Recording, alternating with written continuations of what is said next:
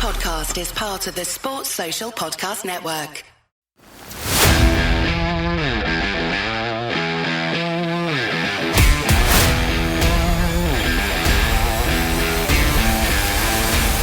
Croeso I podcast Rygbi Cymru.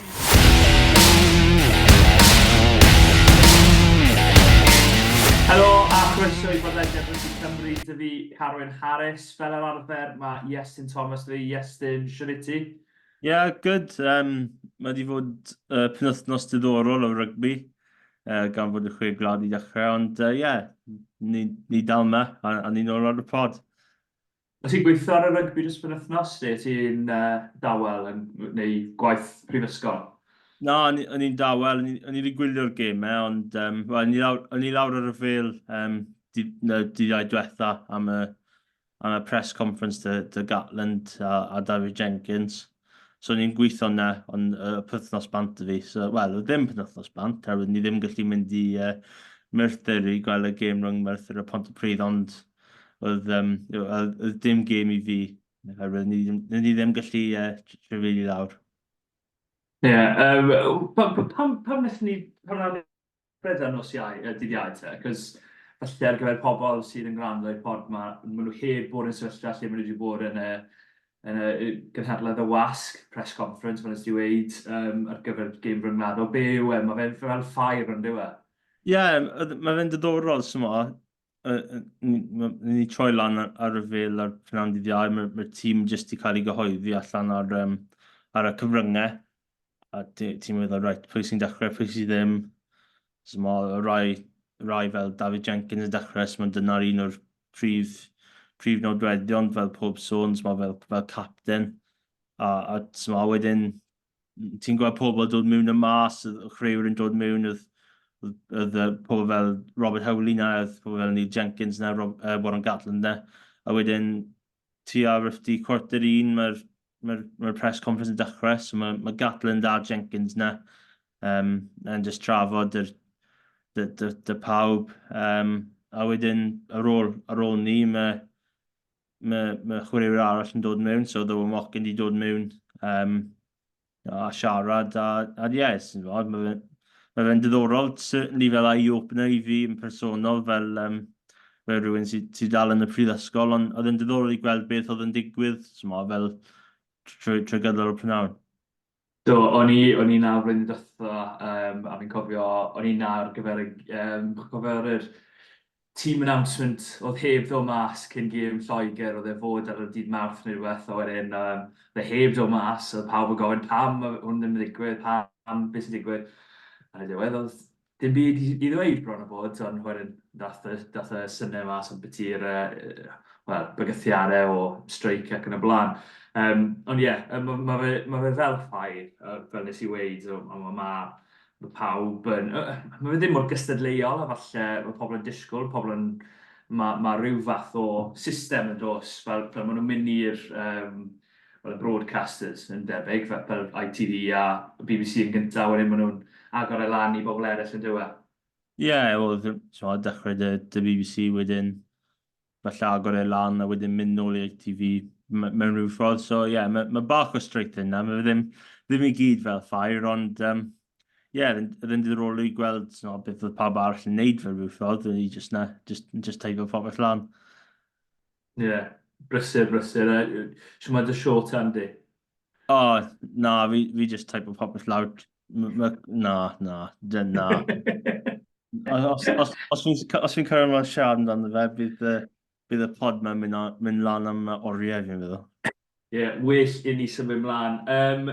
Mae lot o newyddion di torri dros y ddyddiau diwetha. Yes, ti'n mwyn dechrau dyn ni dy'r newyddion difrifol ddath mas efo echddo, y newyddion drist iawn ynglyn â Barry John. Ie, newyddion trist iawn dros ben ar nos Sul. Oedd Dacan wedi dod gan teulu Barry John fod wedi marw oedran 79. Of course, un o'r fel superstars cynta yn byd rygbi ar ôl sôn.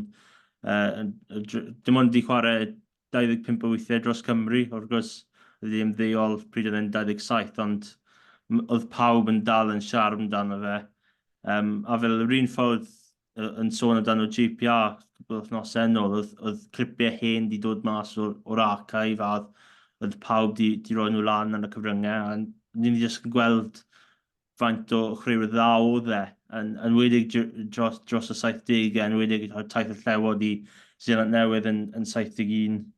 A chryw gwych dros ben a colled fawr i rygbi gyfan.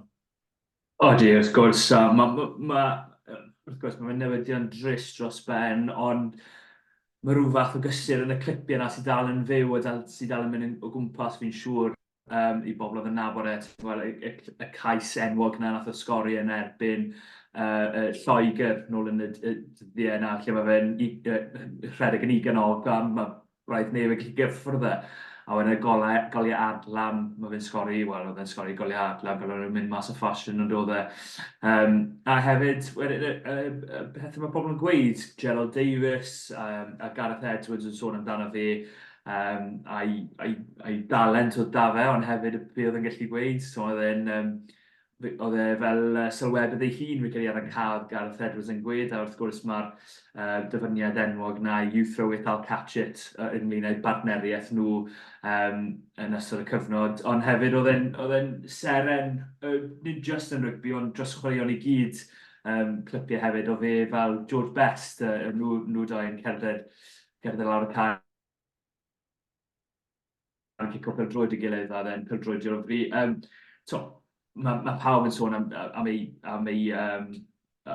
bwysigrwydd i rygbi rhyngwladol Cymru, ond nid jyst yn Cymru oedd e'n bwysig efo y Brenin gath ei alw ar daith y llawod i Seland Newydd.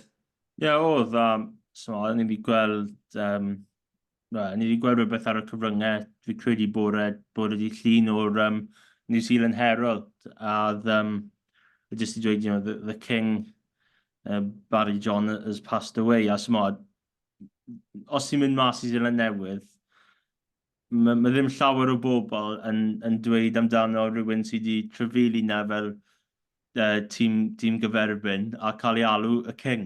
Mae hwnna'n un o'r freintiau gorau yn rygbi yn gyfan gwbl. So, oedd Barry John wedi cael enwog gan bawb.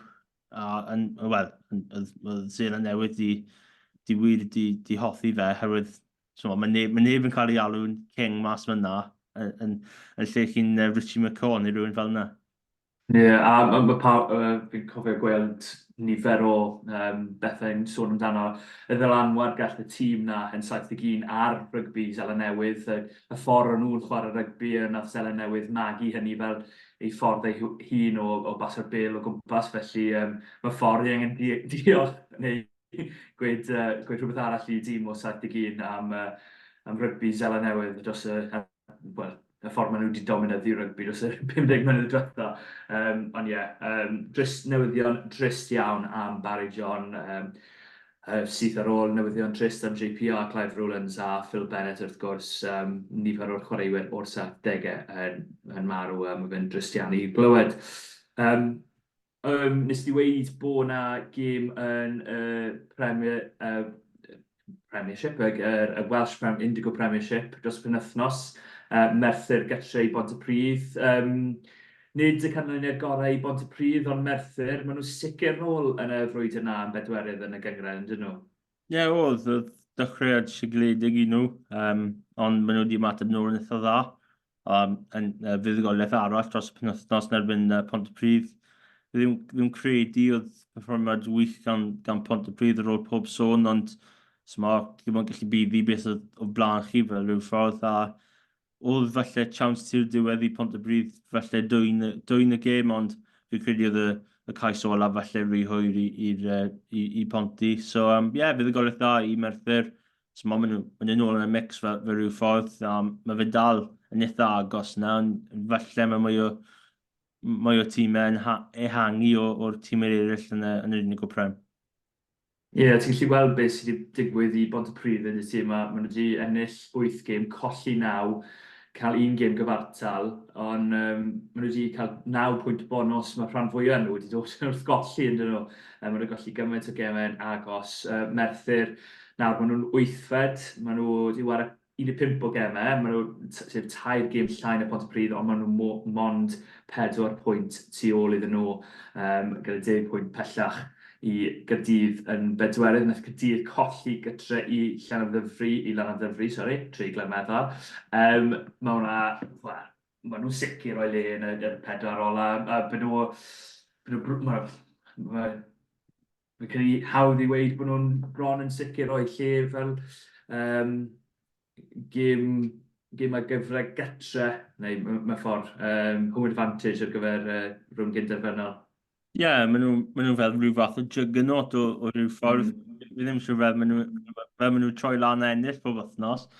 Ond ie, mae performwyr arall wych gan Llanymddyfri ar y nos iau. So mae dim llawer y dimoedd yn mynd lawr i Caerdydd a roi dros 100 o bwyntiau. So ie, performwyr da gan Llanymddyfri a so maen nhw'n edrych yn dda ar frig y tabl.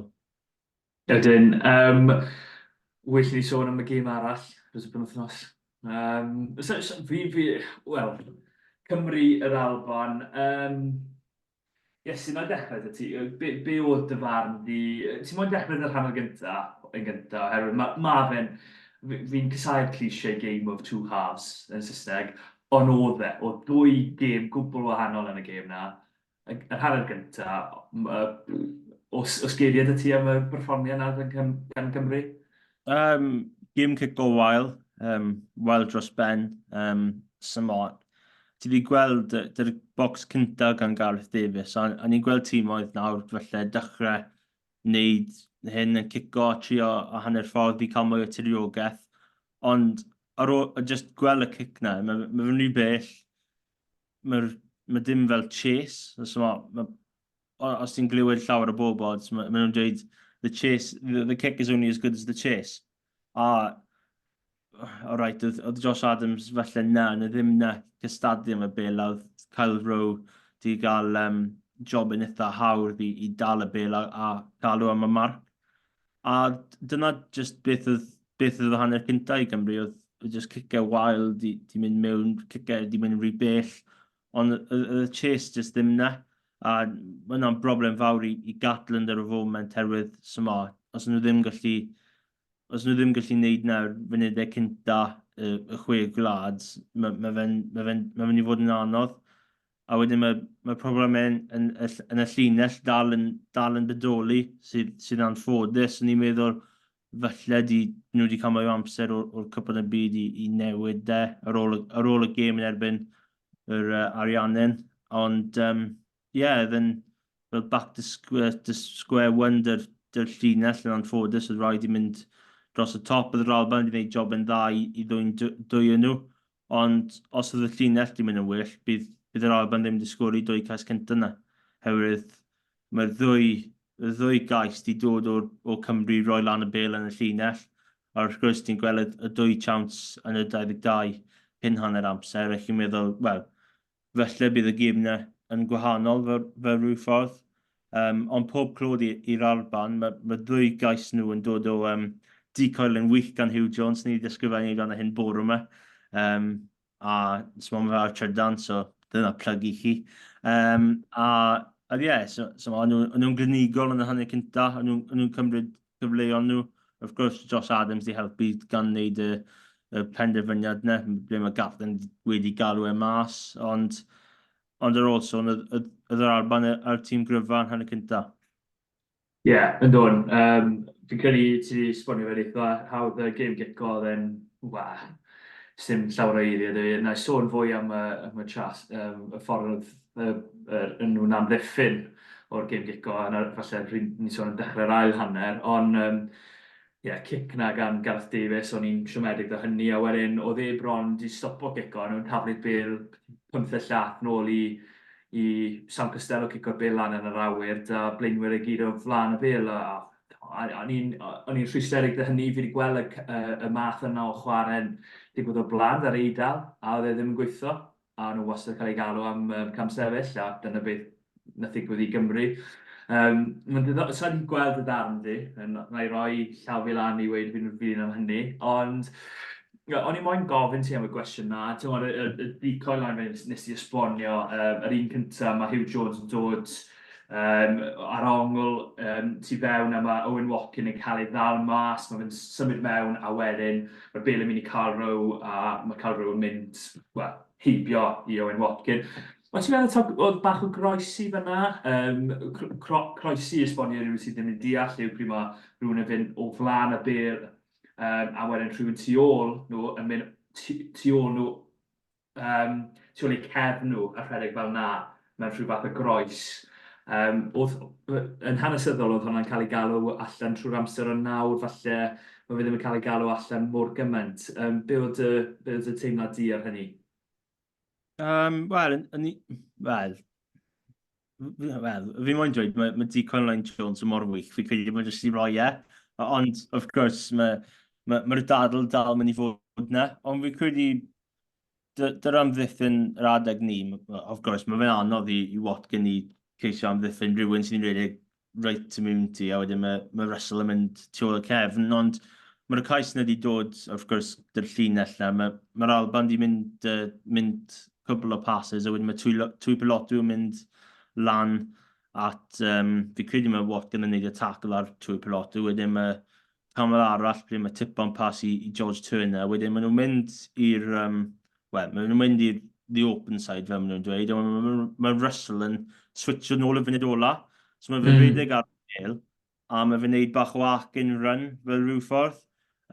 So mae fe he's peeled around back to the blind side fel maen nhw'n dweud, a mae Watkin dy bach o penderfyniad i wneud. Os mae fe'n mynd at Jones, neu fe'n mynd at Rowe, a fi credu dyna beth oedd y broblem, oedd felly dim neb tu fewn i Watkin fel rhyw ffordd, oedd gallu ffocysu ar Jones tu fewn a oedd gallu gwneud bach o drift tu fas i gwneud siwr fod Rowe gallu cael ei anelu ato hefyd.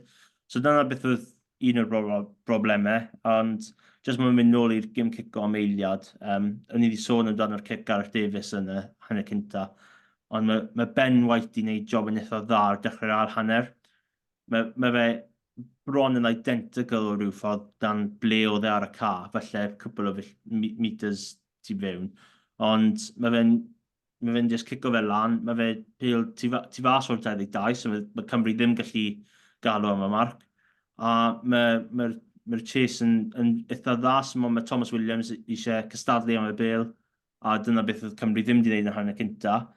Wedyn Cymru wedi cael cwbl o cymalau i ceisio cael y bel nôl i Thomas Williams, a mae fe cico i ffwrdd, mae fe ddim yn ennill, mae fe ennill tir, wrth gwrs, mae fe ddim yn gallu ffeindio'r llinell wen am llinell, a wedyn mae Russell a Van der Merwe yn cyfungo, a wedyn chi'n 27 pwynt i ddim lawr ar ôl 42 munud. So oedd y gwahaniaeth na yn y ddwy cic na. Dwy cic, un ar dechrau'r hanner cynta, un ar dechrau'r hanner. Ond wrth gwrs, fel ti wedi sôn, dy'r cross yna, mae fe'n anodd, ond fi credu fi gallu gweld pam mae fe'n gais, a rydyn ni wedi gweld siwnt gymaint o'r esiample dros y blynyddoedd diwetha. Fi credu, os mae falle 50 flwyddyn nhw, falle bydd wedi cael ei roi, ond fi credu mae fe mwy o sgil fe rhyw ffordd i amddiffyn y decoys hefyd, a wrth gwrs mae Watkin wedi bod bach na'n lwcus na. Gwbl gytuno dy fi'n cael ei 50 flwyddyn yn ôl mae hwnna'n cael ei galw, ond mae syniadau di newid os mae cyfle dwi'n gwneud y dacl, wedyn mae cyfle ni'n gwneud y dacl. Yr un peth falle fi gweld Tompkins yn teimlo gath ei gwthio dde ar i wneud y dacl ar sy'n cofio Hugh Jones oedd wedi bwrw mewn iddo fe, oedd e'n ceisio mynd mas i daclo Finn Russell, ond oedd e'n eitha rhwystredig dy hynny, ond o'n i'n teimlo bod hwnna bach yn, bydde hwnna wedi bod bach yn hallt ar yr Alban o gael ei ganu eto. Os ti'n teimlo.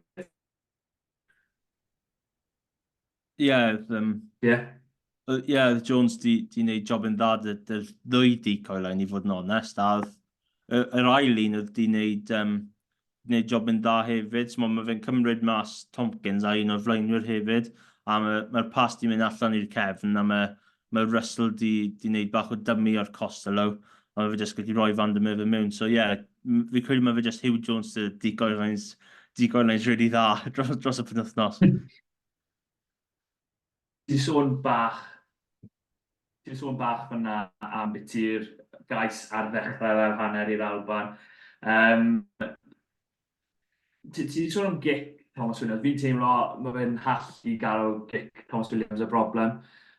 So mae beth sy'n digwydd yn y ffordd mae'r llinell amddiffyn wedi dod lan mewn rhyw ffordd. Mae'n sôn am dog legs yn Saesneg, a dyna beth ddigwydd fel, ti'n gweld yr asgellor yn mynd lan, Rio sy'n mynd lan, mae Watkin yn mynd lan yn gryf, a wedi Tompkins tu fewn iddo fe, mewn rhyw ffordd fan hyn. A wedyn mae gap enfawr fan hyn yn y canol. A dyna lle mae angen fod gryfa. A wedyn Carl Stein yn paso fe unwaith i Finn Russell. A mae Tommy Russell yn neud y tacl, ond am ryw reswm, mae Johan Lloyd i redeg Bron tu ôl i Tompkins, sy'n gadael y bwlch fyna, i wedi cael ei fraich mas. A di'r bas yna ymlaen, sa'n credu bod fi'n credu bod e'n deg, mae fe ar y ffin, a fi'n dieddol o weid, os mae fe ar y ffin, rhoi fantes i'r ymysodwr, a wedyn mae Dwan yn neud y gweddill yn paso Thomas Williams, ond oedd hwnna un o'r foment fawr, y foment fawr arall nes i sôn amdano gic gosb yn erbyn.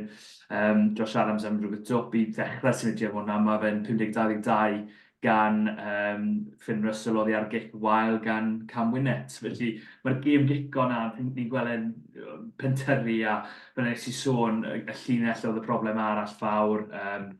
Y trydydd broblem i fi oedd rhywbeth o'n i wedi sôn amdano gyda'i wythnos diwetha. O'n i'n gobeithio i weld fwy o bobl yn mynd i jaclo'r bel i Gymru.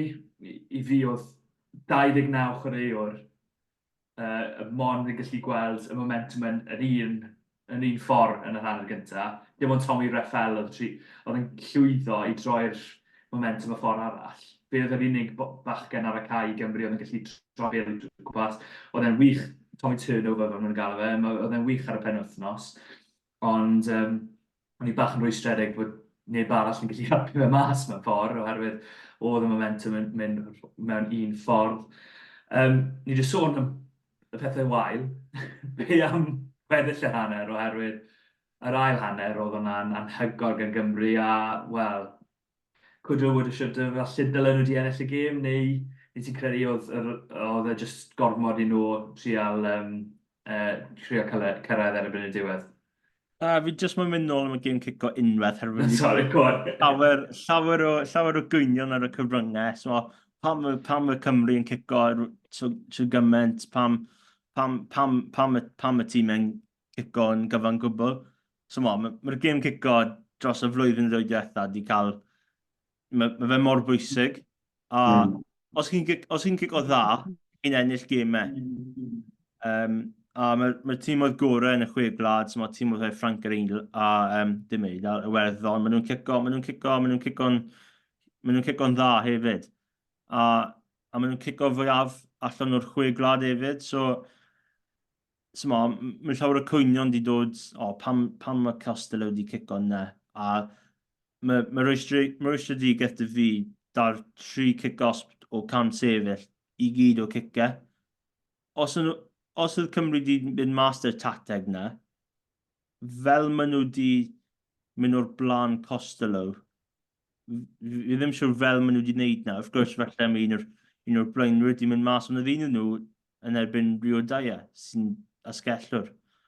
So, they wedi mynd o flan Costello i wneud y cic na. So, of course, fi gallu gweld pam mae pawb yn cwyno, y 3 cic-os fi dod na o'r cic, ond mae fe mor bwysig, a mae Cymru ddim gallu redeg o bob man, oherwydd mae'r tîm oedd mae'r amddiffyn yn mor dda, a mae Cymru ddim gallu redeg o bob man trwy'r amser.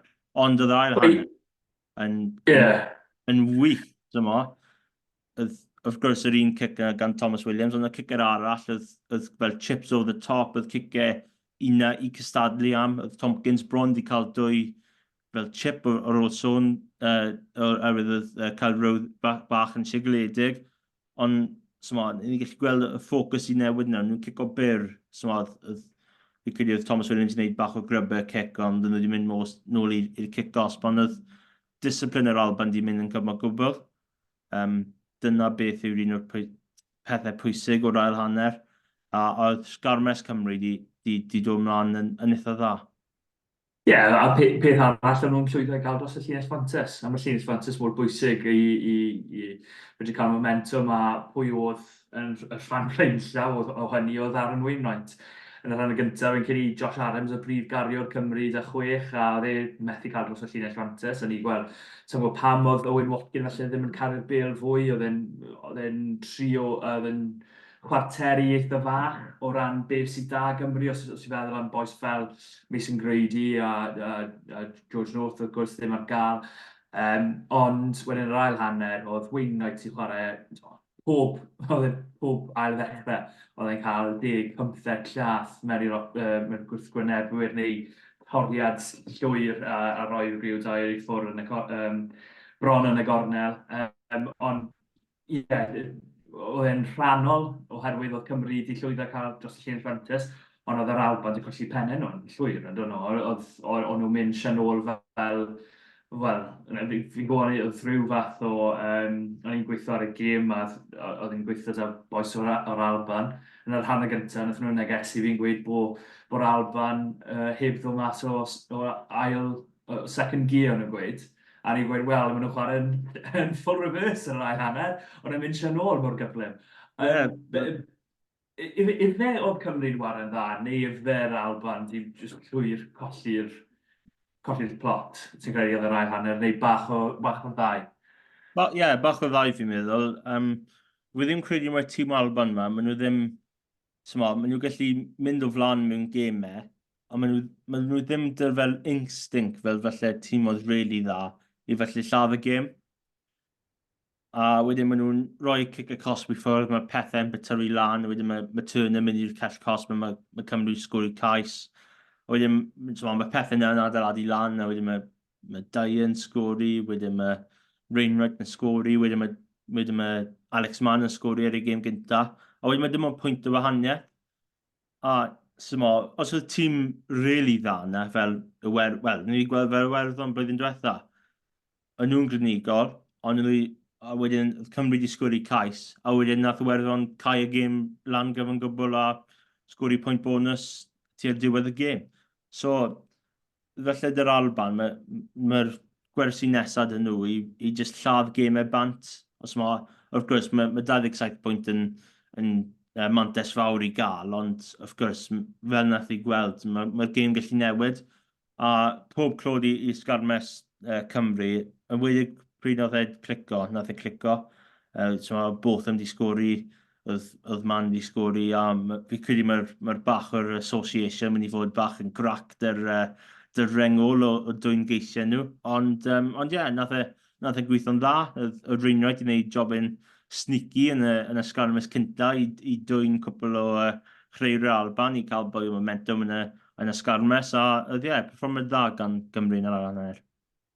Ie, o'n yn wych a fel un o'r chwaraewyr nath newid y gêm i fi o Thomas Williams, o'n i'n meddwl oedd e'n anhygoel yn yr ail hanner. Mae fe digon deg i weid, nath Gareth Davies ddim cael ei gêm orau. Sa'n credu bod ei cael y flwyddyn gorau i'r Scarlets ers Cwpan y Byd, oedd e'n anhygoel yn Cwpan y Byd fel nath ni weid gymaint o weithiau. A Iwan Lloyd wedi cael ddananwad mawr ar y gêm, fe nath o fethu a gic i'r gornel yn yr hanner gyntaf, ond nath e lwyddo i anwybyddu hynny a dod nôl a cael ddananwad fawr. Mae fe'n chwarae rhan holl bwysig ar gyfer cais rhyodau yn tynnu'r ochr gyfyn. Mae'r bas ddim dod i fe, ond mae fe'n creu y dyn ychwanegol sydd yn alluogi Thomas Williams yn mynd dros y pen i'r rhyodau yn y gornel. Ond hefyd, y pethau arall, o'n i'n meddwl, oedd yn wych oedd rhywun fel Elliot Dee yn sefyll lan. Ar ôl y gêm, oedd pobl yn siarad mor uchel amdano fo, 47 o gapiau sy'n fi'n credu da fe i Gymru, a sa'n gallu cofio fe yn cael gêm wael i Gymru. A falle mae hwnna'n rhannol oherwydd mae'n rhan fwy o'r gapiau oedd ar y fainc, a wedyn, wrth gwrs, felly mae fe mond yn wario 20 munud a ti'n methu gweud os mae hwnna'n gêm wael neu gêm dda neu felly mae'n wario 5 munud, ond mae fe pryd bynnag mae fe wedi dod mas i Gymru, fi'n credu mae fe wedi rhoi Gêm dda. A oedd y fainc yn dda hefyd, chwaraewyr fel Alex Mann, fel nes i sôn, yn sgori ar y gêm, ar y gap gyntaf, dyle fe wedi dechrau. Yn fy marn i, ond i'n meddwl oedd e'n wych, oedd hi ar y fainc a chwarae teg iddo fe ar y gap gyntaf. Ond oedd na ambell i beth ar brydar yn sôn am Ben O'Keefe oedd ynglyn â y momentum falle dyle fe fod gerdyn arall i'r Alban a ambell i dehongliad. Be nes di o'r ddwy eiliad o, Luke Crosby i fod yn deg, fe ar Sam Costello yn yr hanner gyntaf, wedyn Ciaran Azarati yn y fo yn yr ail hanner. O ti'n meddwl bod unrhyw beth mewn hynny ar gyfer daclo yn rhy uchel, neu ti'n meddwl bod e'n deg bod dim byd i cael ei roi? Wel, ni wedi gwylio'r gêm nôl ar S4C, oedd Gwyn Jones yn sylwebu, a ni yn hollol gywir beth oedd e wedi dweud, oherwydd mae Crosby ddim gallu gwneud llawer yn y rycnes, mae Costello yn is, a mae Crosby, fi ddim credu mae dim lle i ddim mynd ar ôl pob sôn. A wrth gwrs mae'r contact i'r pen yn mor bwysig dydyn yma, ond fi ddim siŵr, wel, mae Crosby gallu gwneud yw mynd bant o'r off his feet mewn rhyw ffordd a roi lan kick os byna. Ond ar ôl y contact, mae fe'n llithro lawr ar y llawr, so falle mae fe'n gigos, mae fe ddim yn foul play ar ôl pob sôn, herwydd fe ddim gallu gwneud unrhyw beth. Fi credu dyle y cyt i roi kick-os off feet, fi credu oedd e'n silo bant fel rhyw ffordd, ond wrth gwrs, mae'r gêm yn mynd mor gloi, mae fe'n anodd i o cyt, wneud penderfyniad na mor gloi, a wedyn pryd mae'r teledu dod mewn i gweld potential foul play, ond fi ddim credu oedd foul play. Dy'r Alban yr ail hanner, fi credu mae'r dwy cerdyn yna yn gywir, so mae Turn yn rhoi lawr y sgarmes, mae Ciaran Azarati yn gwneud friendly fire i Adam Beard, a mae Boot yn glanio ar ei pen sydd yn bach yn anffodus. Ond mae tackle yna gan Azarati yn un diddorol hefyd. So mae double tackle yna, oeddi yn foul play, fi ddim yn siŵr. So mae pob gêm rygbi yn mynd i cael dadleuon rwle. Fi eisiau gweld y documentary newydd na rygbi pas fi ddim wedi gweld eto. Oedd e'n mas wythnos diwetha. So fi credu dyna swydd fi am hyn, o fi jyst mynd i gwylio na. So os ti'n gofyn cwestiwn amdano fi amdano dyfarnwyr wythnos nesaf, a fi wedi newid tôn fi, dyna pam. Na, fi'n gwybod gytuno, ond i'n meddwl, os ti'n rhoi Ceri Melin i Crosby mewn rhaid, gorau Ceri Melin i Azarati. Felly o leia oedd e'n gwneud yr un dyfarniadau, oedd e'n cyson drwy gydol y gêm.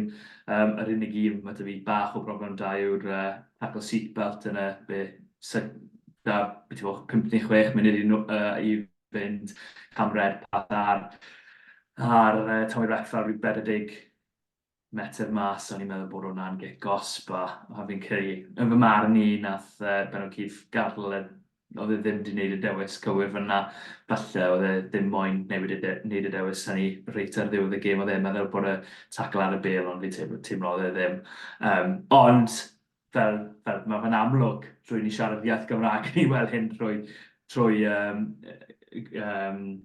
sbectol coch yn ni, sbectol Cymru. Siwt mae'r teimladau wedyn ar ôl y gêm yn gyfan gwbl. Wyt ti'n edrych ar y gêm na a mynd,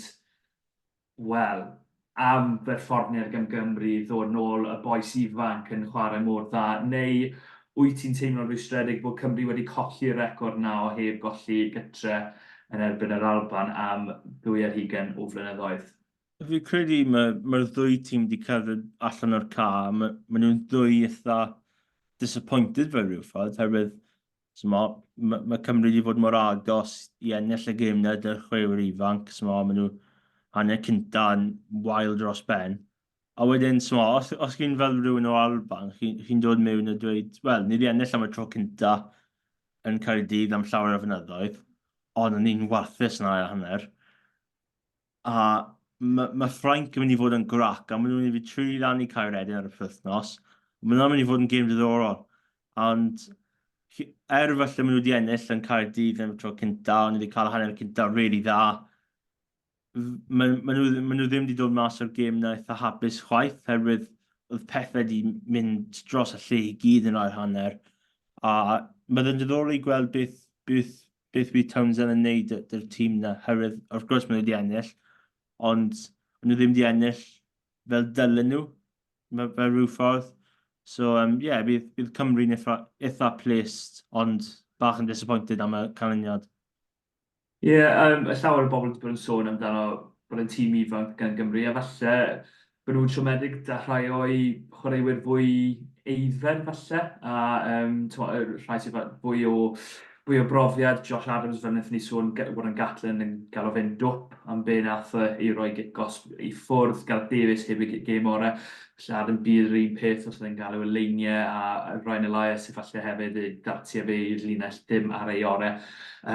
Ond wel, cyn i ni sôn am bwy dylai dechrau yn Twickenham, falle dylai ti sôn am y newyddion dath mas heddi. Mae newidiadau wedi bod i garfan Cymru ar ôl un gêm yn barod yn dos na.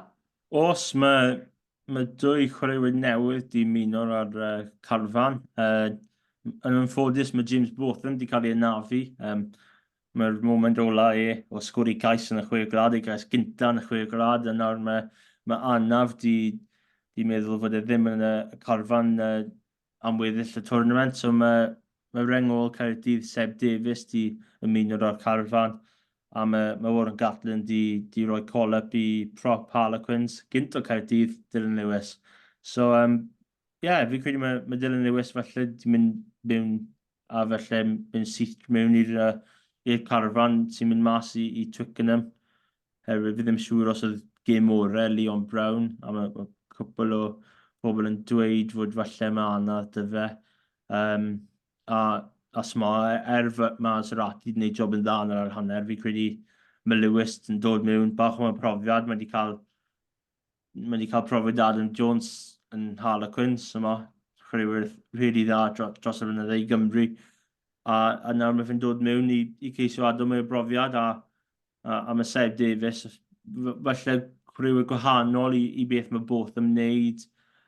So mae lack o ball carriers mewn rhyw ffordd dy Cymru trwy gydol y gêm.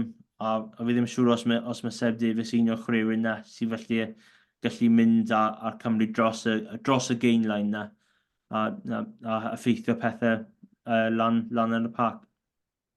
Ond beth sy'n ddiddorol yn ti Seb yn cael ei alw lan yw, wrth gwrs, mae wedi wario rhan fwyaf flwyddyn dy Caerdydd fel ail reng, 6 yw Botham, so mae Botham wedi gadael.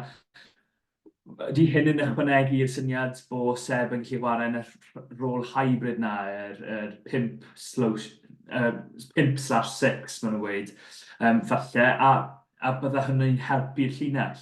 Fi'n teimlo, o'n i'n teimlo cyn dechrau tournament falle bydda Cymru yn meddwl am roi rhywun o'r ail reng a symud nhw i'r reng ôl, yn enwedig ar y gyfer y gêm yn Twickenham. Ond gewn ni weld ynglyn â'r dewisiadau. Pwy sy'n dod mewn i ti ar gyfer y gêm yn Twickenham? Pa newidiadau bydde ti'n moyn a ti'n disgwyl gweld yn ngharfan Cymru? Gobeithio mae George Northern a Gareth Thomas yn dod nôl.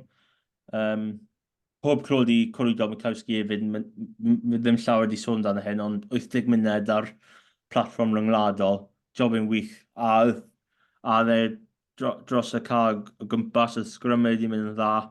So, pob clod i Domikowski, ond fi credu dyle, os mae Gareth Thomas yn well a mae fe'n ffit, fi credu dyle i dechrau, so mae un o'r propau gorau yn Cymru ar y foment, a falle cael Domikowski ar y fainc. Fi credu mae Dilyn Lewis mynd i dod nôl. Fi'n meddwl falle i dechrau. Fi'n credu mae dal bach o dibrofiad Maserati ar y moment falle mynd i cael ail hanner dda. Ond just cael Dilyn Lewis mewn am ei brofiad o ryw ffordd. Will Rowland un arall, felly dod nôl mewn. Mae penderfyniad na yn yr ail reng yn un diddorol, herwydd mae 'da ti capten, mae 'da ti rhywun sy'n galw'r llinell, a mae 'da ti rhywun sy'n ado bach mwy wmff yn y pact o Will Rowlands.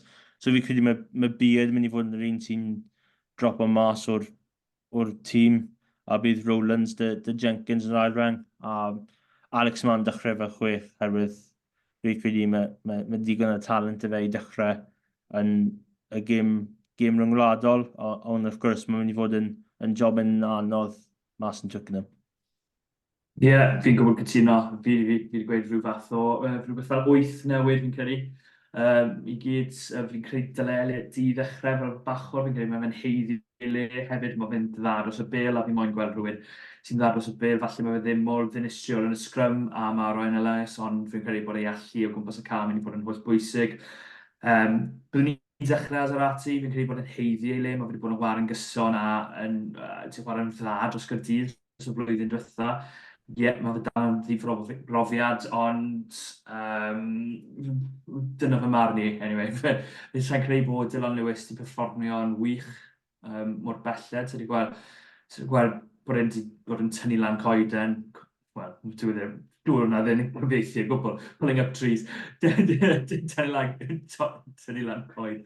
Ond ti'n gwybod be fi'n meddwl, mae fe ddim wedi bod yn chwarae yn anhygoel yn Lloegr, sa'n credu mor belled. Rowland syth mewn, mae rhaid i fe ddechrau, mae fe mor bwysig fel cariwr y bel i Gymru a'i bwysau fe a'i gryfder e.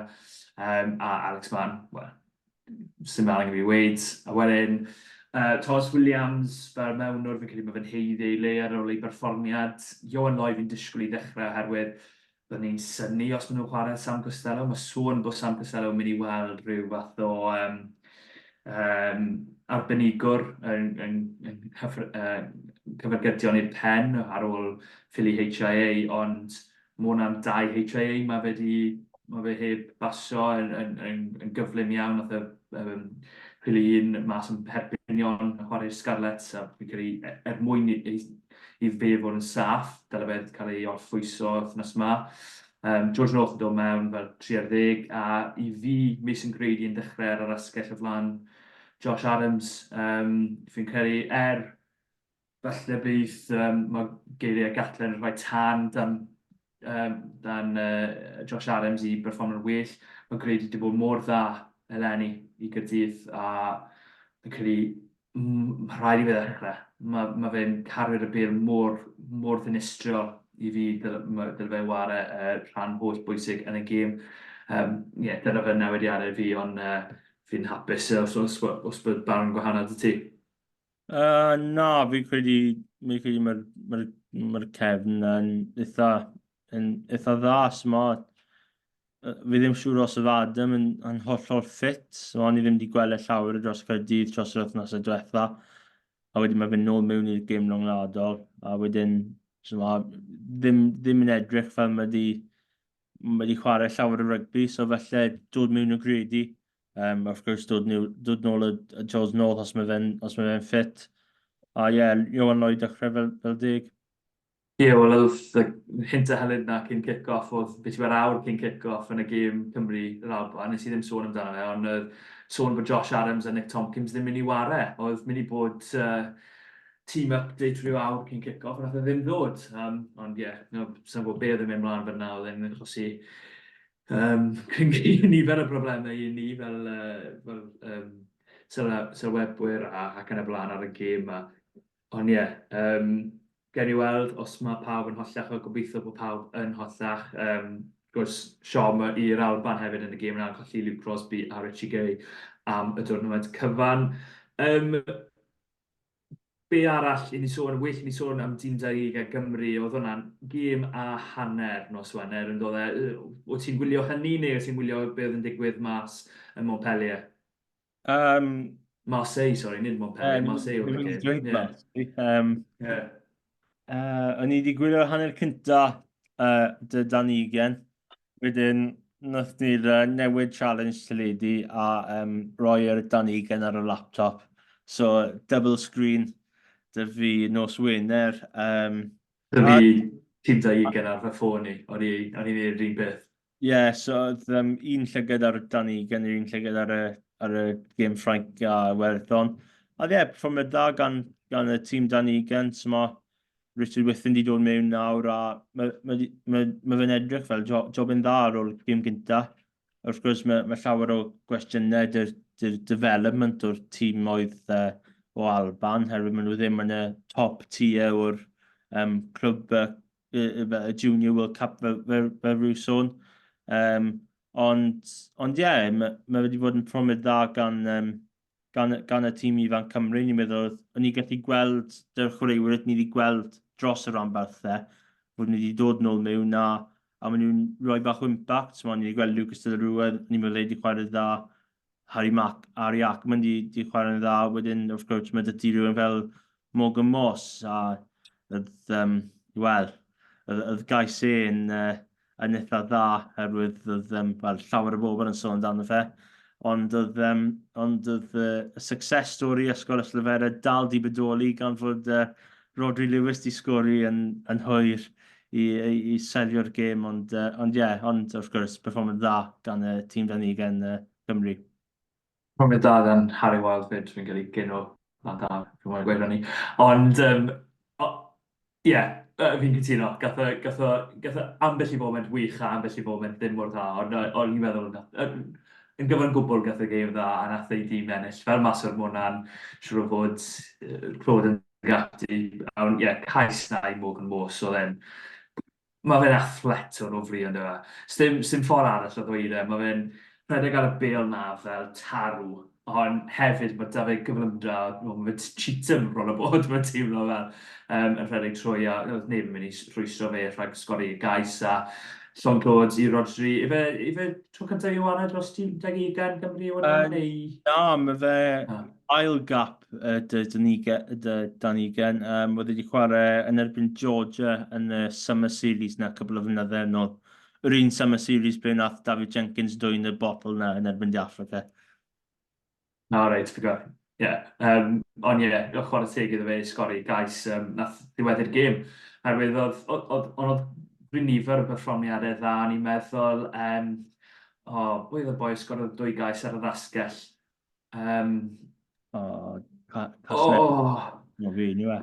Double barrel surname a mae'r enw wedi fynd o'n meddwl i. Dyma paratoi wael, ynddo fe. Rhys Walden oedd e? Dwi'n meddwl. Na. Pobl o YouTube gallen gweld ni cael mental block na ar great view. Go on, pwy arall wnaeth sefyll mas i ti? Just y chwaraewyr yna, ni'n meddwl nhw wedi chwarae'n dda. Lewis Hennessy ddweud o Carfaddon, ni'n meddwl oedd e Ackerman yn cyfuno'n dda. Oedd dadlwythiad yna yn y hanner cynta oedd eitha special i fod yn onest. Ond fi'n credu ar gyfan oedd e'n performio'n dda. Walker Price yw'r enw'r asgellwr. Walker Price. Wel, wrth gwrs, oedd e wedi cael gêm dda, oedd e wedi sgori 2 waith, so ie. Oedd e'n wych, o'n i'n meddwl oedd e'n wych yn y gêm na. Ond, perfformiad anhygoel gan Gymru, chwarae teg yn nhw am y fuddugoliaeth, mae prawf enfawr dyn nhw wythnos ysa wrth nhw deithio i Loegr, ond am ddechreu'r dda, yn enwedig ar ôl feddwl am flwyddyn diwethaf, lle gaethon nhw ennill, colli, be bynnag ti'n mwyn gael o llwy Bren. Felly, dechreuad go dda iddyn nhw. Ni wedi sôn bach am be arall yn ddigwydd dros penwythnos. Iwerddon yn fuddugol mas yn Ffrainc, sa'n mynd i weid e, ond fi'n mynd i weid e. Nes i alw hynny, wythnos yma. Eitha browd o hynny. O'n i'n meddwl bod Iwerddon yn gallu troi gwmpas Ffrainc, ond gaethon nhw help lawd yn y gêm na, oedd i wrth Cole Williams e. Os ti'n gwneud tackle unwaith am y fyny uchel, chi'n mynd i'r cell cosp a wedyn chi'n dod nôl ar yn neud y tackle eto, mae'n just bonkers. Ond mae Paul Williams, fi ddim siŵr os mae fe'n chwaraewyr glid dros ben, ond i fod yn onest, bryd nath 15-15 oedd y weddon edrych yn eitha dda, so o'n i'n meddwl Crowley gael gêm dda. Wych. Wrth gwrs, ddim wedi rhoi cic na Cic-os mynd bach yn anghywir, ond y popeth arall yn eitha dda. Oedd e just ddim yn tyd i roi amcan y ddiweddon di ennill. Oedd Alex Cuthbert i wneud na ar podlediad Scrum 5, so you're in good company fer ôl pob sôn. Ond ie, y werddon yn eitha sicr, yn nhw'n dda. Ni'n gallu gweld fod fel development o Andy Farrell i'r seicl nesaf, a mae ddim llawer o newid, a fel ti wedi gweld y Franks yma, mae rai pethau newydd dyn nhw mewn, mae y tac coach newydd dyn nhw, a yr unig positif oedd yna, oedd y pac, dy'r scrum, oedd y llinell bach yn sigledig, oedd Penod i sgori, ond ie, ddim y Frank o'n i gyd yn gwybod dros y flynyddoedd diwetha, ddim ar ei orau. Ond oedd y werddon mor slick ydyn nhw. Ond nhw mor slick, a mae pawb wedi bod yn sôn bod ei werddon heb Sexton, a dyn nhw'n mynd i fod mor slick, ond oedd Crowley wedi slot o mewn fel bod e'n waren ar 20 mlynedd. Oedd e mor hawdd iddo fe, a hefyd gath o armchair ride mewn o wedyn Saesneg. Oedd y pac mor wych, Ty Burn, Joe McCarthy'n enwedig yn yr ail reng, ond nhw'n anhygoel ar y dydd. A Jameson Gibson Park wedyn yn rhedeg pethau o naw. A pobl fel Dan Sheehan hefyd yn y blaen yn wneud be oedd e'n wneud. A mae fe'n helpu gyda'r boi enfawr fel Bundy. Os mae pethau mynd o chwith, ti'n gallu baso fe i fe, a mae fe'n gallu rhedeg yn syth, neu os mae pêl dda â chi, mae fe'n gallu chwarae dy'r byd. Mae hynny'n helpu dy'r olwyr yn wych, a hefyd i godi bwysau os maen nhw dan bwysau. Mae dyn nhw canon yn drwy'r chwith James Lowe i glirio'r bil lan y ca. Felly, o'n i'n meddwl bod y werddon yn edrych yn gry dros ben yn y gêm na. Oedd hwnna'n berfformiad nes i edrych arno, o'n i'n meddwl, mae hwnna'n dîm sy'n mynd i dobyn y ddi am ryw flynyddoedd. Neu fod thereabouts. Mae'n ei lle mynd i dymunedu ni bod yn un o'r tîmau sy'n mynd i dymunedu am cwbl o flynyddoedd i fynd. Be arall nes ti o'r gêm dydd Sadwrn, y gêm arall dydd Sadwrn, Lloegr, mas yn rhifan yn erbyn yr Eidal. Falle bach i weid yn byti cwbl o chwaraewyr oedd arfer o wara i'r gwyrch. Ie, yr unig beth oedd di effeithio fi dros y penwythnos oedd y perfformiadau gan Taig Furlon, Lorenzo Pani a Sam Underhill yn y fantasy. Oedd y pawb arall di gael penwythnos eitha oedd ni wedi cael Schoolman mewn fe di sgori, ni wedi cael Taig Burn mewn fe di sgori. Y Golden Rail fi, mae Paolo Gabisi yn captain, beth bynnag sy'n digwydd. Wrth gwrs, os mae fe dana, fe ddim yn chwarae, mae hwnna'n newid am un wythnos, ond os mae fe'n chwarae, mae fe'n captain. Ond y Trina, Furlong, Underhill a Pani, nhw wedi gadael fi lawr, a perfformiad wael gan y tîm fantasy na, oherwydd mae cwbl o bobl yn dweud felly bydd newid hyfforddwyr dy'r tîm na. Wel, fi, basically. Ond perfformiad, ddim perfformiad dda gan yr Eidal. Fi ddim yn meddwl nhw'n mynd i troi lan a felly yn y hanner cyntaf o'n nhw. O'n i ddim yn meddwl felly mynd i fod mor agos o kick-os a felly di costio chance o gêm gyfartal. O'n i jyst i redeg allan y cwbl o pethau yn yr ail hanner rhwng y hanner awr a 20 munud i fynd. A dyna ble nath Lloegr fod yn glinigol, oedd fod i cico popeth. Oedd Mitchell i sgori cais yna, a just y momentum shift yna, oedd 6 pwynt cyn y hanner, a wedyn cwbl o geisiau yn y dechrau'r ail hanner, dyna beth oedd i newid pethau. Ond cynt o'r gwylch, Ethan Ruthi enillir yn y gêm. Fi credu y perfformiad yna yn erbyn Saracens yn Europe yn fel butterfly effect masif. Herwydd nawr mae fe ar y platform rhyngwladol a ennill sy'n yn y gêm yn y cap cynta. A pob clod iddo, a mae fe'n chwaraewydd da. A gobeithio mae fe ddim yn gwneud yr un peth wythnos nesaf, herwydd falle un wythnos bant i yn rwt falle, just falle bach o wrth oes, herwydd fi ddim moyn chwarae really dda yn erbyn Cymru. Ie, rhaid i fi weid, pryd ddechreuodd ei yrfa yn y gwech, o'n i ddim yn meddwl bod llawer o siap arno fe, tair wythnos gyntaf neu mis gyntaf, oedd e ddim di wario'n dda iawn yn farn i, a wedyn mae fe wedi blodeuo i chwaraeo'r anhygoel, a oedd e'n wych ar y penwythnos i Loegr, ond hefyd o'n i'n meddwl bod yr eidl fe nes i sôn, o'n nhw'n anlwcus, o'n i'n meddwl o'n ambell i foment, Cais Mitchell, sa'n gwbl o sicr bod e ddim wedi cael ei ddal gan Thomas Allen, mae'r dacl yn wedi cael ei gwblhau, ond mae hwnna'n fydd ddehongled i, oedd y dyfarnwr wedi weld hwnna'n gwahanol y digon teg.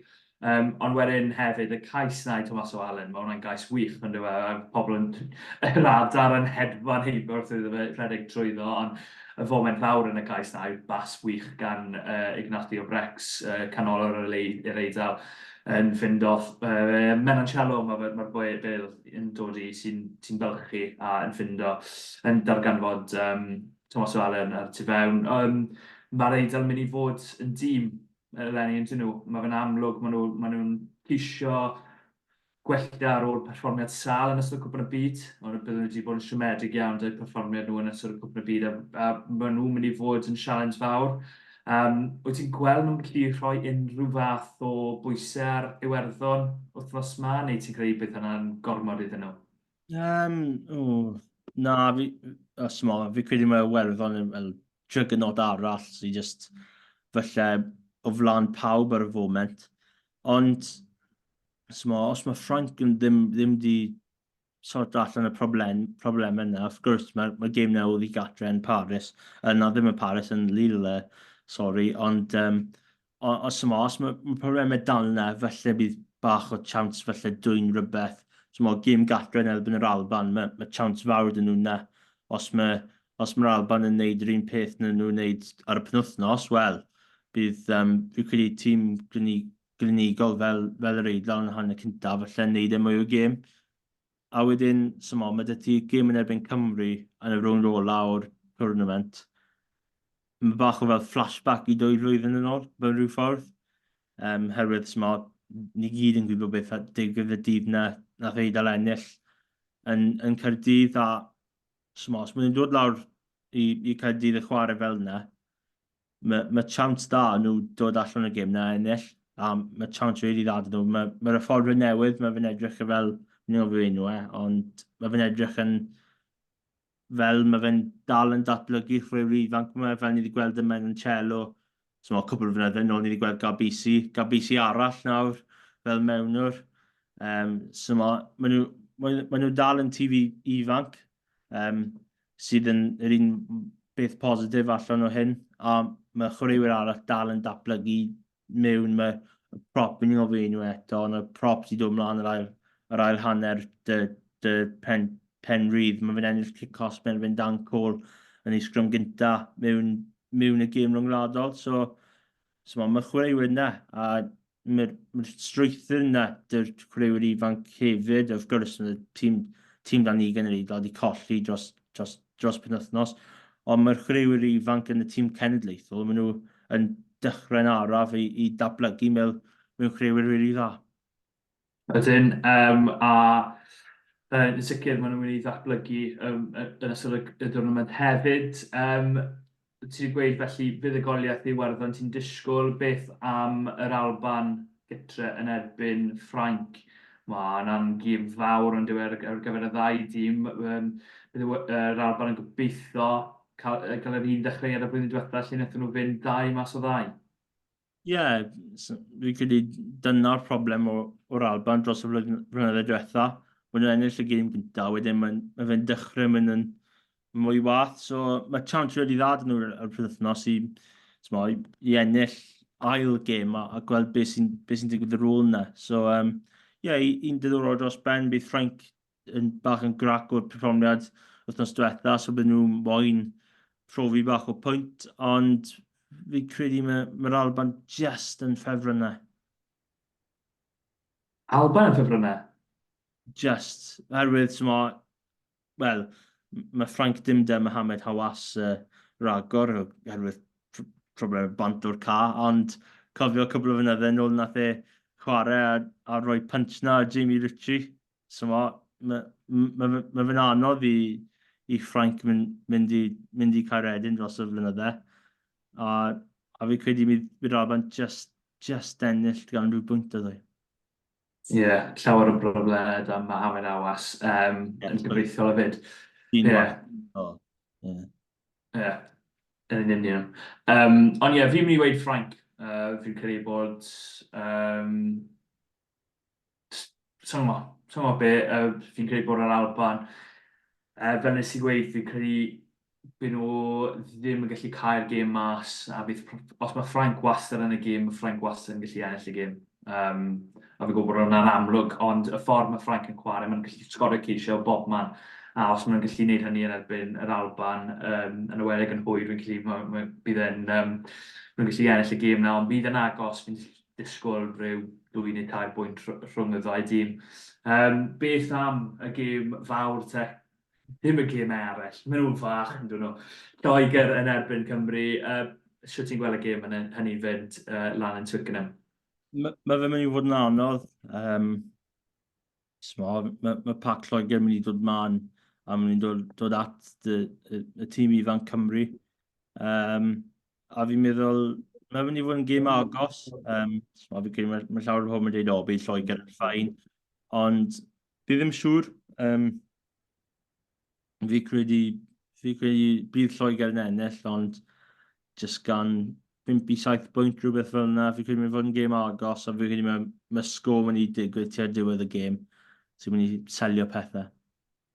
Ie, o'n i ar y rap pod ddo, nes i wedi Lloegr gan 3. Ond os mae Cymru'n gallu, y problem fwyaf yw'r lein, os mae Cymru'n gallu sorto'r lein mas a ennill pêl, fi'n credu bod yr olwyr dyn ni i frifo Lloegr. Sa'n credu bod olwyr Lloegr yn anhygoel ar y foment. Maen nhw dal yn dysgu sut i ware. Wrth gwrs, mae chwaraewyr dda yn nhw, os mae Marcus Smith nôl, os mae Genge nôl, mae nhw'n 2 chwaraewr hollbwysig i Lloegr. Freddie Stewart, mae fe'n soled, a ni'n methu... Os mae Cymru jyst yn cico'r bel lan yr awyr, bydd e'n dal y bel. So, mae'r falle, rhaid cico yw'r gydol fod y cynllun, oherwydd dim pwynt cico i Freddie Stewart. Ond ar un bryd, bydd angen rhoi pwysau ar y ysgellwyr newydd sydd yn nhw. Fe yw bwysau ar y fainc wythnos diwetha, ond hefyd fi wastad yn mixo lan p'un sy'n dechrau ar yr asgell. Fe Dingwell neu Freeman? Fi'n credu fe'n Freeman fi'n meddwl. Freeman, ie. So, bydd rhaid rhoi pwysau arno fe. A fyd yn y canol cafyd, fi'n credu bod hwnna'n ardal yn gallu rhoi pwysau ar Lloegr.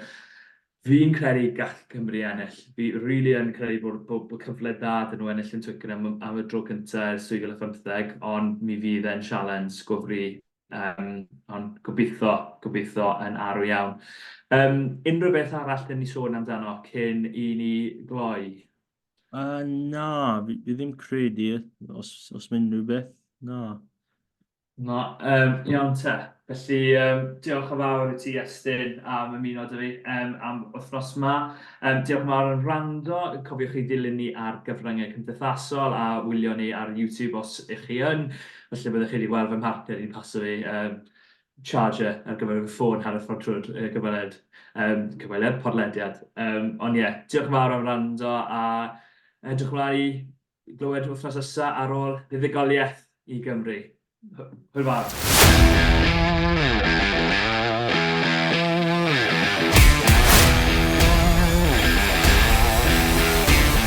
Diolch am gwrando i'r podcast Rygbi Cymru.